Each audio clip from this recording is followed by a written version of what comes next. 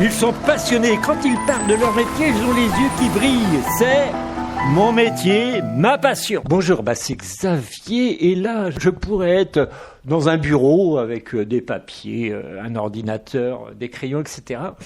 Puis la personne, elle pourrait avoir une blouse, mais elle n'a pas de blouse. Non, je pense pas qu'elle ait de blouse.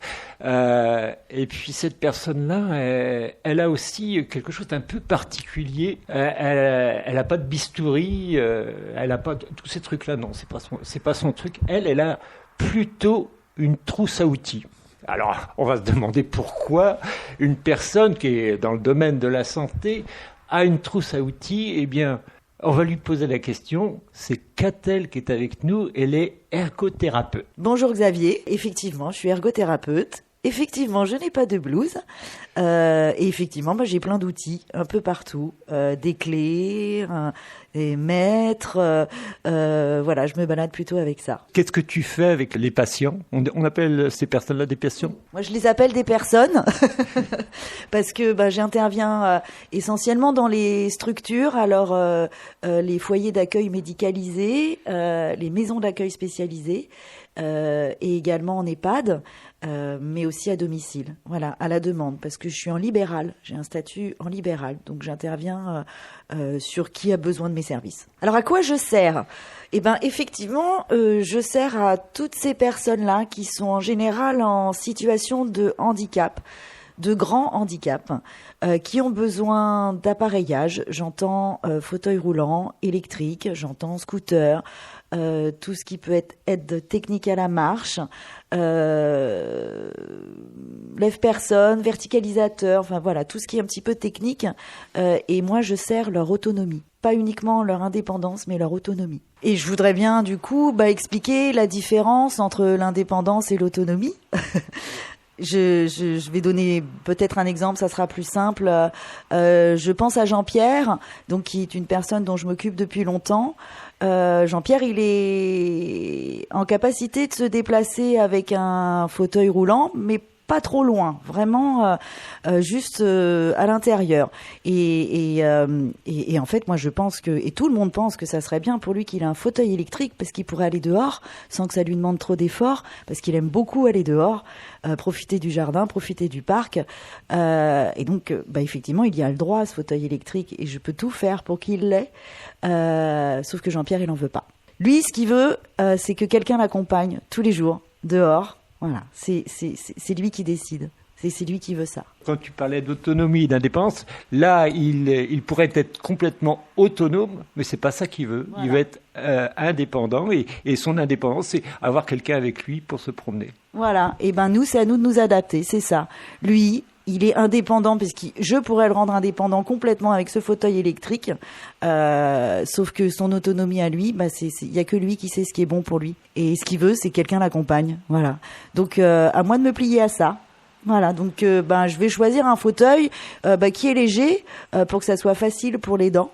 Et comme ça, tout le monde est content. Je peux peut-être te raconter mon parcours d'ergothérapeute parce que il est très varié. J'ai été diplômée en 97, donc voilà, ça fait... On va pas compter. Non, faut pas. Faut pas compter.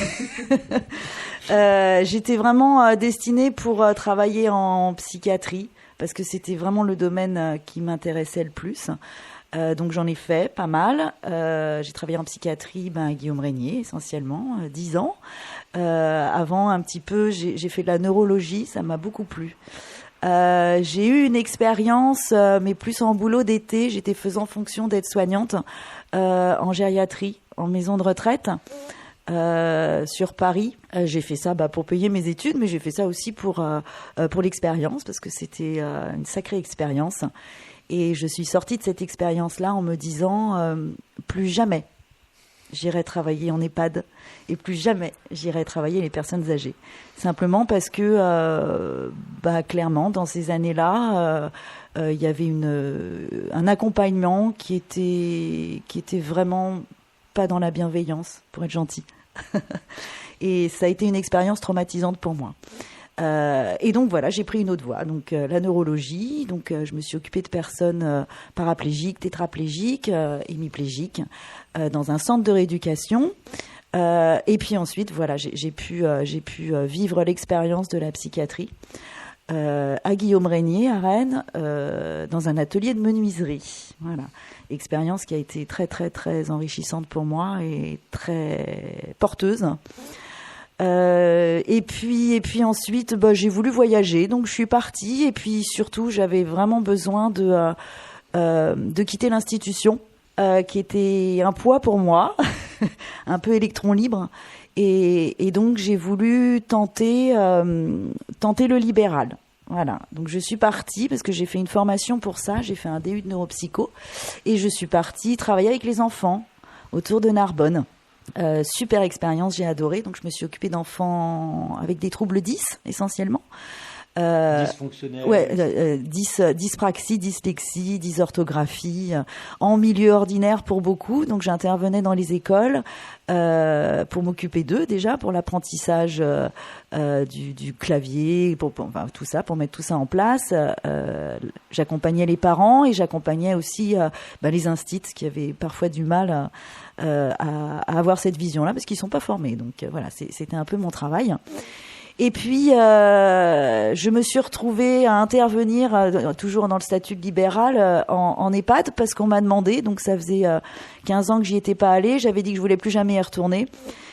Et puis là, je suis tombée amoureuse. Voilà, parce que d'un directeur qui avait une vision qui était juste magique, de personnel soignant qui était dans une bienveillance totale, dans un concept qui s'appelle humanitude. Et là, je me suis dit, en fait, c'est exactement ça que je veux faire. Voilà. Et donc, j'ai travaillé en EHPAD. Et puis là, je me suis dit, je vais garder mon statut de libéral parce qu'il me plaît. Il me permet d'être très autonome pour le coup. Et donc maintenant, essentiellement, j'interviens effectivement en maison de retraite avec une population dont je raffole. Voilà. J'ai l'impression de vivre avec des livres d'histoire. Et ça, c'est précieux. Alors je sais également que quand tu étais en formation, quand tu étais toute minote, toute petite, tu as fait un stage en prison et il s'est passé des choses assez particulières. J'adorerais que tu me les racontes. Ah oui, alors c'était un stage en milieu carcéral. Donc il faut savoir que des ergothérapeutes interviennent en milieu carcéral essentiellement pour les accompagnements des personnes avec des troubles psy. J'y étais dans ce cadre-là, donc ce sont des stages de 2 mois. Et puis, donc ça s'est très bien passé, une super équipe, j'aimais beaucoup, alors toujours dans la découverte, parce que j'étais en 2e année, je crois, donc voilà, un peu dans la découverte.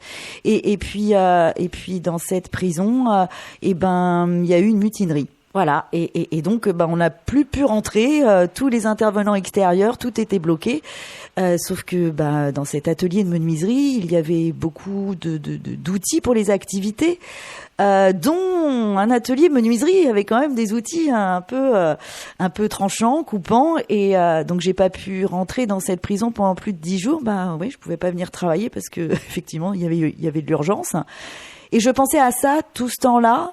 Me dire ils ont fracturé la porte, ils sont rentrés et puis ils ont pris les outils et effectivement je comprends tout à fait parce qu'il y a vraiment de quoi faire quoi. Et à notre tour j'ai été vraiment scotchée parce que la porte était même pas fracturée. Ils n'avaient touché à rien du tout. Et donc je leur ai demandé, quand à nouveau ils sont revenus dans l'atelier de menuiserie et l'atelier d'ergothérapie, je leur ai demandé vous aviez tout ce qu'il vous fallait là. Et ils m'ont dit ça va pas Catel, c'est pas possible, on peut pas toucher à ça parce que ici c'est un peu dehors. Donc pourquoi est-ce que on irait prendre ce qui est dehors? Ici c'est un peu notre bulle, notre liberté et justement en travaillant le bois, en travaillant la terre, en faisant des activités manuelles, nous c'est notre contact avec le dehors. Voilà, donc il était hors de question qu'on y touche. Ils y ont même pas pensé. Eh bien, ainsi se termine la première émission avec Catel en pleine émotion parce que on voit bien que l'humanité se cache partout et surtout quand il y a de l'échange entre les gens. Et donc ça, c'est formidable. Et puis, la semaine prochaine, on écoutera Catel sur les troubles cognitifs. C'est ça qui va nous intéresser et le travail qu'elle fait. Donc je vous souhaite une bonne semaine et je vous dis à la semaine prochaine.